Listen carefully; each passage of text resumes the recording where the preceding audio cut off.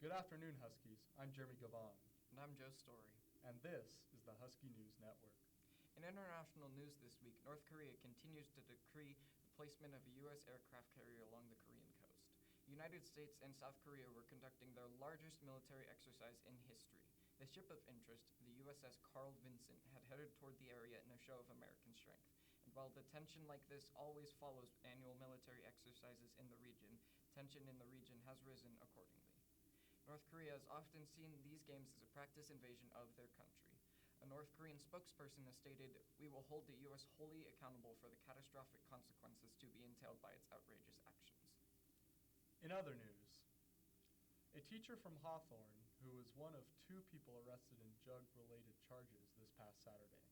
Michael Harris, a teacher at Mineral County High School, had an outstanding search warrant on his home and his car, which was pulled over on its way to Walker Lake from Hawthorne. Deputies removed a passenger who had been identified as Sherry Treegresser. As they were talking with her, she removed a black bag from underneath her shirt and threw it over a guardrail. When investigators later found it, they discovered that it contained 3.7 grams of methamphetamine. Michael Harris was identified as the driver of the Nissan hatchback. Afterwards, the search warrant was executed on the home in Walker Lake. During the search, they found packaging material, a digital scale, multiple glass pipes, and syringes, which they believe were involved in the sale and use of methamphetamine. The Lady Huskies lacrosse club is just coming off their 11-4 win against Damani. Their spirits are high going into their next game on Thursday against Damani again. They did an outstanding job working together and keeping Damani's score low.